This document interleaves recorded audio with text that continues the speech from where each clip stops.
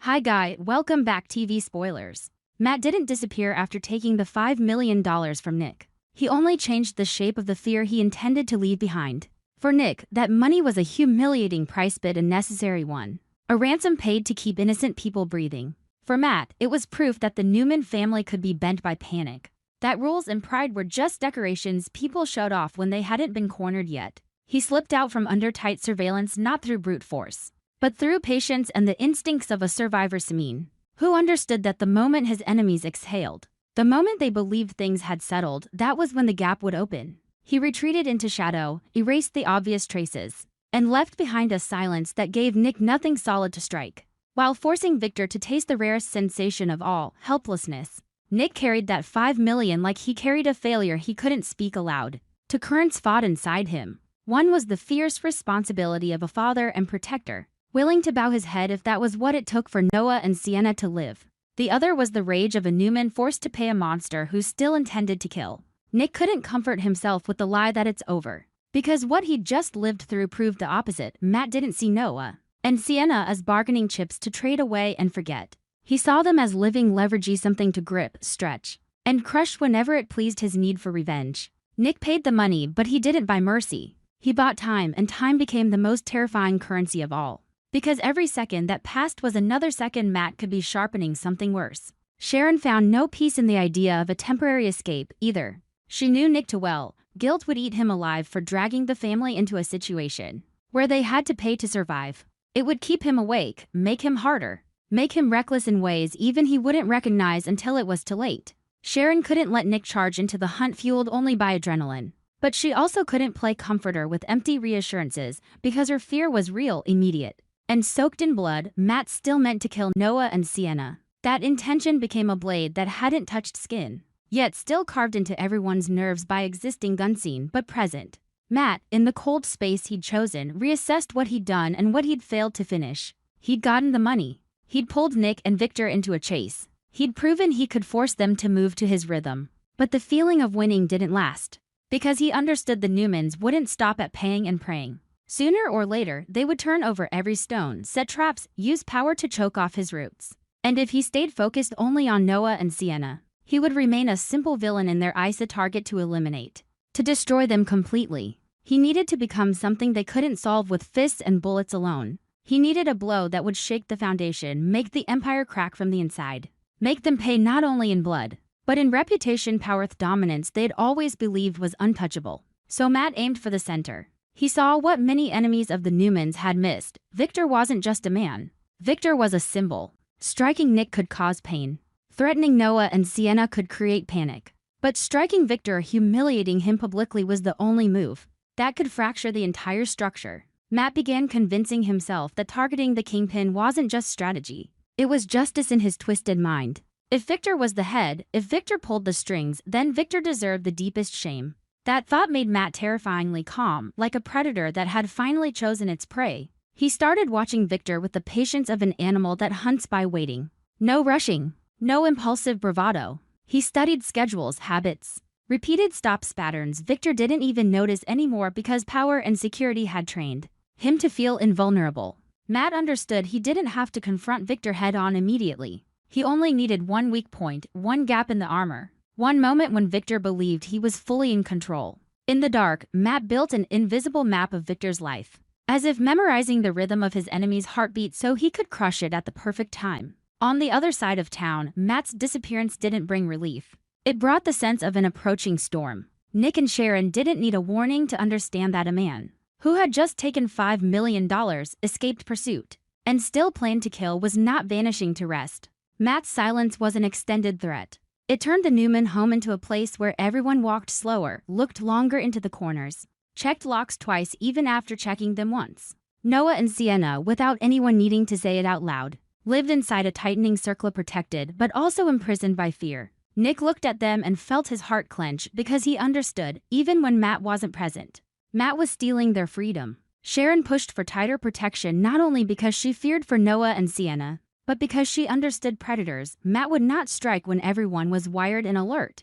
He would strike when they were exhausted. He would strike when suspicion crept between them, when Victor and Nick stopped agreeing on tactics. When Sharon felt she was holding too many fragile pieces together. The discussions about security, about entrances and exits, about schedules that needed to change even without spoken word hovered like pressure in the air. Sharon tried to stay calm so she wouldn't deepen Noah and Sienna's panic, but inside her, every thought took the shape of a brutal question: if Matt returned, what would he do this time to prove $5 million was only a warm-up?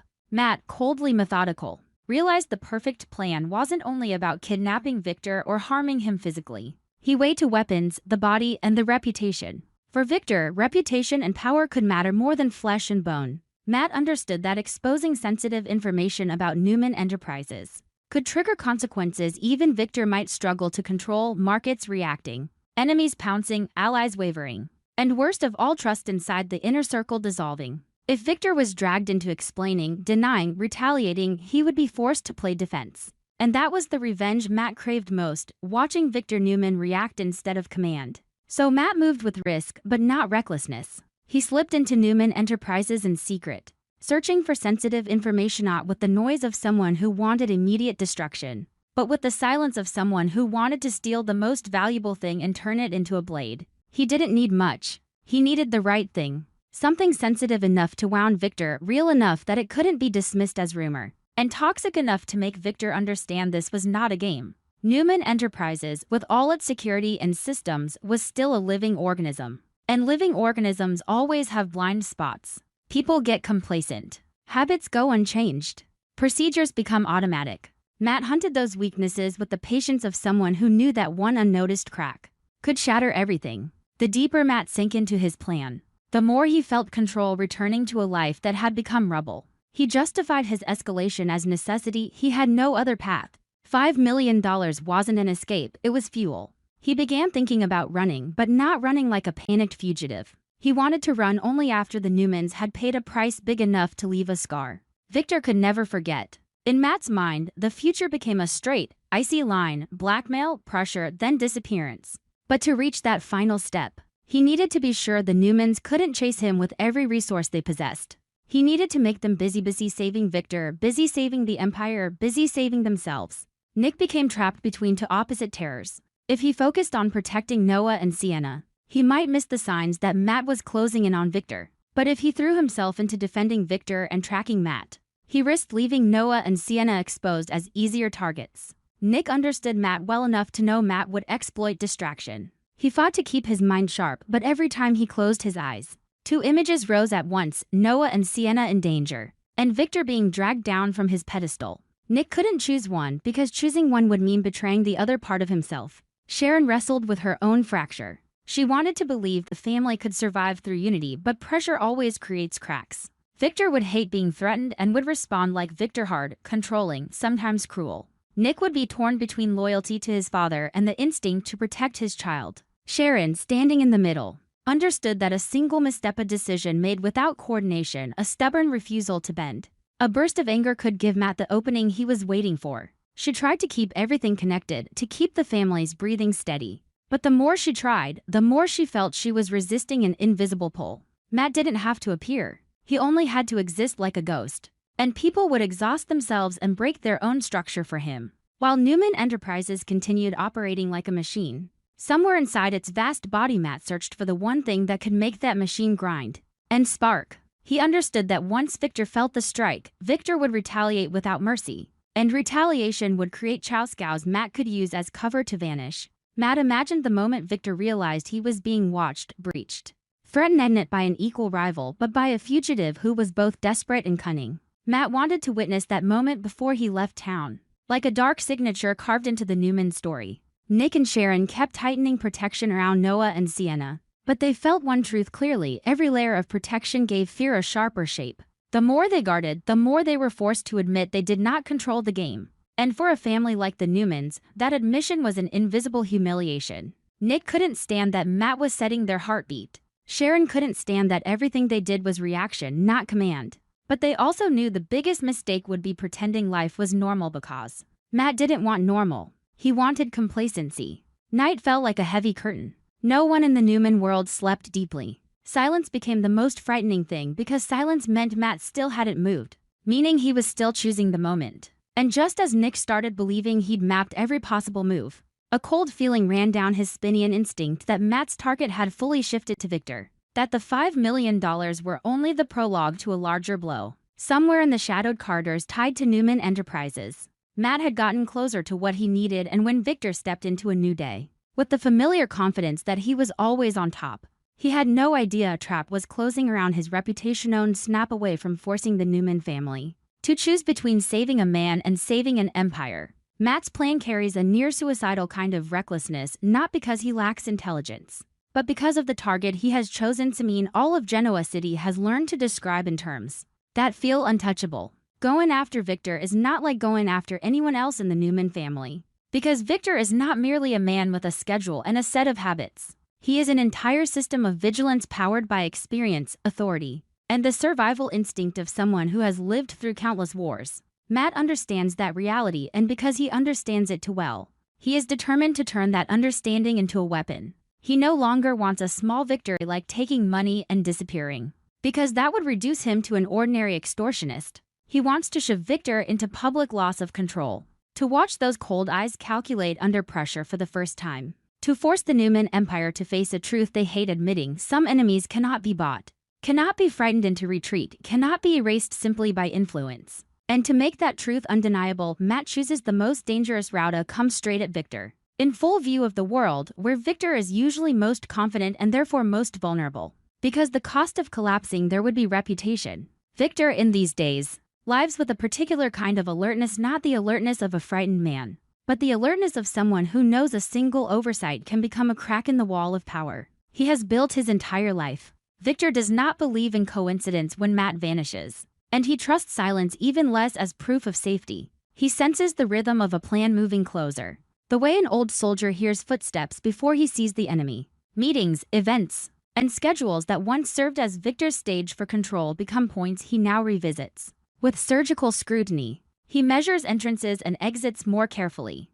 reconsiders security zones that look perfect on paper but can be exploited precisely because they are familiar. The more vigilant Victor becomes, the more he hates the feeling of being forced into defense, because defense is an admission that the other man has dragged him out of the driver's seat. Yet Victor cannot deny the infuriating truth underneath it all. Matt is no longer playing by the old rules, and lawlessness has a way of making every system of control feel suddenly incomplete. In the shadow space where preparation happens, Matt constructs a plan with a cruel attention to detail. He does not settle for one reckless move. He builds a trap with two blade zone that can break Victor's body, and one that can strangle Victor's name. He aims at the moments Victor is required to appear as a symbol, a public event where bright lights and crowds create the illusion of safety, or a high-stakes Newman Enterprises meeting where Victor believes everything is within reach, and everyone knows their place. Matt understands that in those moments Victor's confidence will be at its peak, and it will be hardest for him to accept danger could move that close. Matt calculates movement, timing, and Victor's obligation show the weight of leadership pins him to certain places at certain times. How Victor cannot simply disappear from his own spotlight without looking weak. To Matt, kidnapping Victor is not only violence, it is humiliation as ritual, dragging the symbol off his pedestal, turning him into a hostage like anyone else, forcing the Newman family to bow before the man they believed they could crush whenever they wanted. At the same time, Matt sharpens a second weapon, cleaner, more poisonous, and more frightening because it does not require physical contact. He prepares to leak confidential information, fragments designed to ignite a scandal that could explode across headlines, boardrooms, and alliances Victor has spent a lifetime building. He understands how a single well-placed disclosure can begin a chain reaction: investors panicking, rivals attacking, partners distancing themselves, and most dangerously, trust inside the inner circle eroding. Once Victor is pulled into explaining, denying, counterattacking, he is no longer dictating the pace, he is reacting. And that is the true pleasure Matt wants out of revenge, watching Victor Newman play defense in front of everyone. What makes the situation so tense is not that Victor lacks vigilance. It is the paradox of power itself. The longer someone dominates, the less they believe a once defeated enemy will dare to come straight for them without hesitation. Victor recognizes Matt as a threat, But somewhere deep inside him, the old habit remains a belief that every enemy eventually fears the machine of Newman Enterprises, that every enemy eventually backs down under the weight of Victor's reach. Matt is trying to shatter that belief by behaving like a man with nothing left to lose, as if his own survival matters less than the moment Victor is forced to pay. That calculated madness is what pushes Victor into an unfamiliar kind of disadvantage. He did not expect an old enemy to aim directly at him, not indirectly through family members, not through whispers and proxies, but with a knife pointed at the center. The atmosphere around the Newman family shifts with that realization quickly but unmistakably. This new threat is not only physical danger to Victor, it is the fear that the family's entire foundation is being targeted, the core that keeps everything upright. Before, they could focus on protecting Noah and Sienna, on confronting a kidnapper demanding money and threatening lives. But with Matt's attention now locked on Victor, the stakes become colder and broader. If Victor is kidnapped in public, the shock will not merely be fear for a loved one. It will be the collapse of the invincible image the family has lived behind. If a scandal is unleashed, the damage will spread like poison through partners, through public perception, through business rivals waiting for any crack.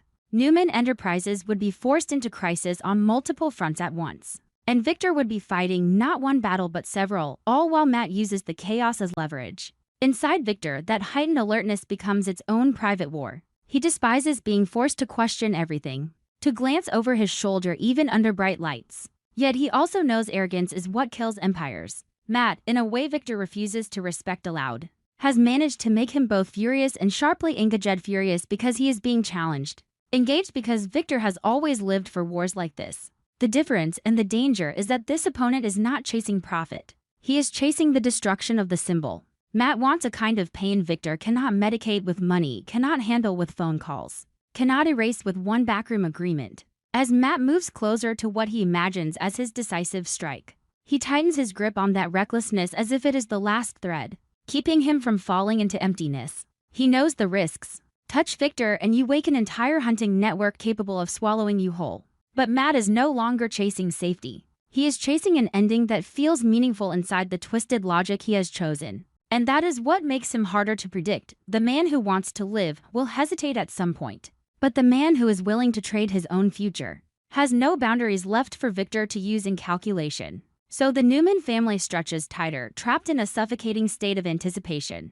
They can feel Matt preparing, but they cannot know where he will strike, when he will strike, and which blade he will choose as his main blow. Everything Victor does could be turned into a trap if Matt has already laid the groundwork. And everything Victor avoids could be exactly what Matt is steering him toward. The disadvantage does not come from weakness. It comes from the battlefield expanding body and reputation, boardroom and media. A personal chase transforming into a crisis that could scorch an entire empire. And as Matt closes the distance to his decisive move, Victor, however vigilant, stands in the position he hates most, waiting to see what someone else will do first, knowing that every passing second could be the last second of a fragile, artificial calm. Right as Victor prepares to step into a public moment he believes he can control through presence and familiar authority, something shifts around Newman and possesses a subtle wrongness, as if a gear has slipped out of its proper alignment. No one says it aloud, but every instinct warns that Matt is close.